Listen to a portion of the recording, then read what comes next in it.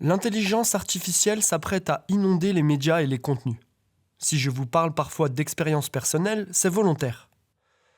Je veux apporter des pincées d'humanité, des moments vrais, imparfaits mais sincères. Quand j'étais jeune adulte, une inquiétude revenait. Je craignais de tomber malade, d'être impuissant. J'en parlais à ma grand-mère, et un jour, je l'ai agacée à force d'y revenir. Elle a changé de ton. Elle m'a dit d'une voix ferme que je pouvais agir, notamment en réfléchissant à ce que je mangeais. Ce jour-là, quelque chose s'est gravé en moi. Elle m'a offert ma première arme intérieure, la conscience que je pouvais agir.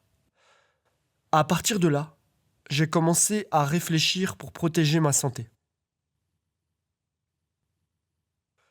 Je suis professeur d'EPS et je vous propose une question simple. A-t-on un pouvoir sur sa santé ? Bien sûr, on ne contrôle pas tout, ni la génétique, ni la malchance, ni certains accidents.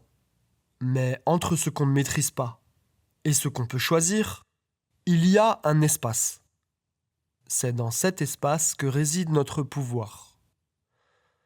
Nous pouvons notamment comprendre le monde, détecter les pièges qui abîment notre santé et parfois les éviter. Prenons 3 exemples avec les substances les plus tueuses de l'histoire. Le tabac, l'alcool et le sucre. Le tabac a fauché des générations entières, particulièrement entre les années 1980 et 2000. Pourtant, dès les années 60, on savait. Les études existaient, les preuves étaient là.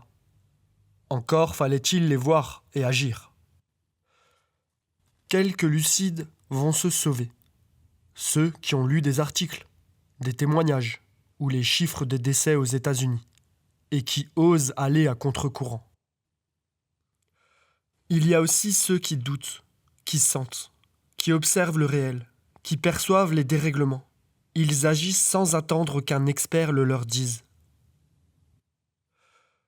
Ce qui les sauve, c'est la lecture des mots, la lecture du monde et le courage d'agir. Chaque époque a ses poisons. Au XIXe siècle, c'était l'alcool. On en buvait pour oublier, pour tenir. Le travail industriel et celui des champs étaient difficiles.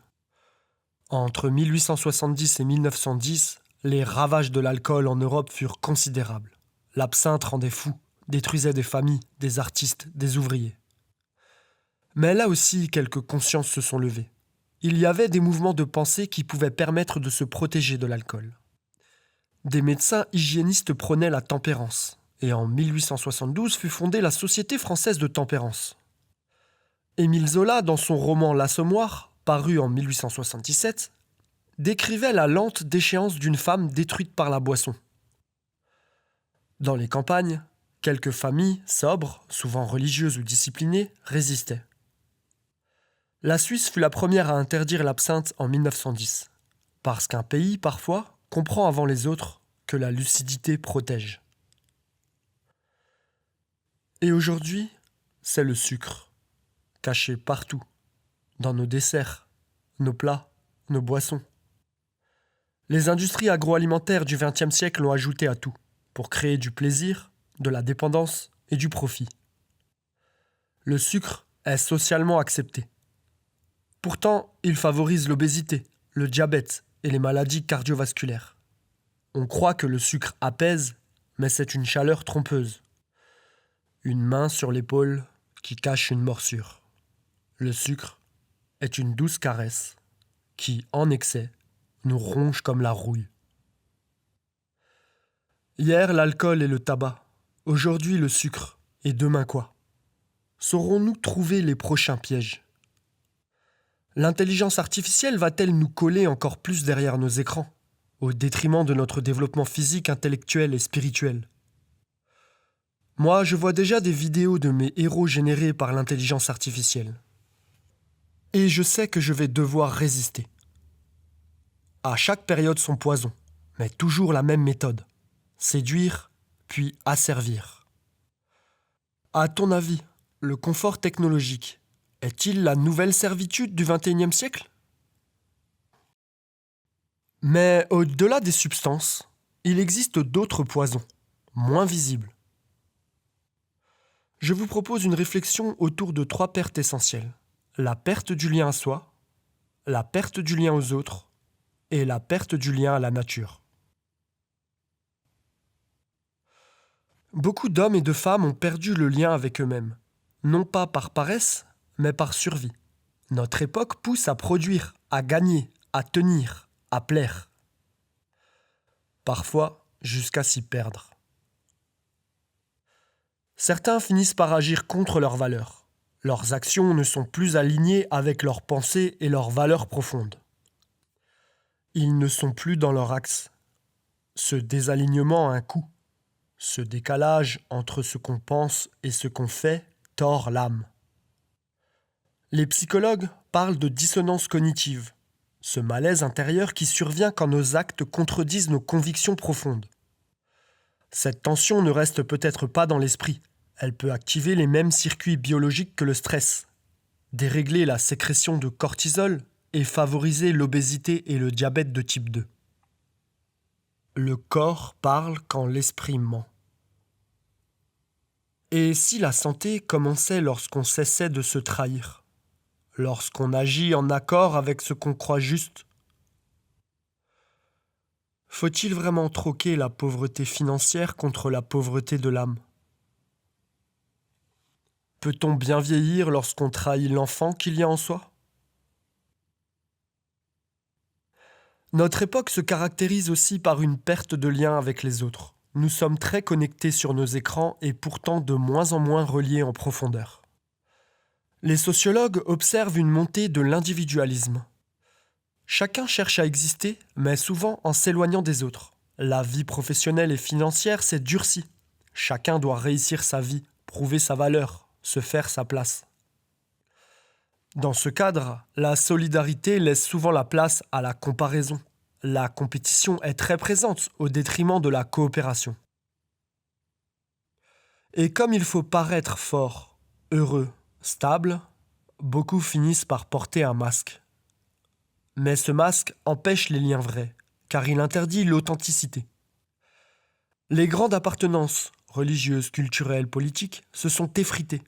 Sans récit commun, chacun dérive dans sa bulle, relié, mais seul. Enfin, face aux nombreuses difficultés que je viens d'évoquer, beaucoup déçus ou blessés n'ont plus l'énergie d'aimer, d'écouter, de s'impliquer. Alors, ils se replient pour se protéger, sans voir que cette décision aggrave la solitude. Cette dégradation des liens sociaux a bien plus de conséquences qu'on ne l'imagine. Le professeur Robert Waldinger à Harvard a dirigé la plus longue étude jamais menée sur le bonheur. Avec son équipe, il a suivi des centaines de personnes tout au long de leur vie, de la jeunesse à la vieillesse. Leur conclusion est claire. La solitude tue. La solitude prolongée agit sur le corps comme une inflammation lente. Elle ronge peu à peu la santé physique et mentale. Les personnes isolées tombent plus souvent malades et meurent plus tôt. À l'inverse, ceux qui vieillissent entourés vivent plus longtemps, en meilleure santé et plus heureux. Être entouré diminue le stress et stimule le bien-être. Les interactions sociales maintiennent le cerveau en éveil. Elles agissent comme un entraînement mental permanent. Elles nourrissent aussi le moral. Alors, peut-être qu'au lieu de courir après l'argent, la réussite ou la gloire, nous devrions simplement apprendre à préserver quelques liens vrais, profonds et durables. Enfin, vous le savez, nous vivons une dégradation de notre lien avec la nature. De nombreuses études montrent que le contact avec la nature réduit le stress, améliore le sommeil, renforce l'immunité. Pourtant, nos poumons respirent la poussière des villes. Nos yeux cherchent le vert mais ne trouvent que du béton ou des écrans. Le silence est devenu rare. Et nos esprits ne connaissent plus le calme des paysages. Nos enfants s'émerveillent devant la nature. Les dessins animés la célèbrent. Et les adultes la détruisent. Nous avons oublié que nous faisons partie du vivant. Nous avons perdu notre lien à la nature alors même que nous en sommes issus. La santé n'est peut-être pas un état individuel, mais un tissage. Tissage entre conscience personnelle, solidarité et respect du vivant. Et toi, qu'en penses-tu ? Avons-nous le pouvoir de rétablir ces trois liens ? Et en le faisant, pouvons-nous améliorer notre santé et celle du monde pour les prochaines générations ?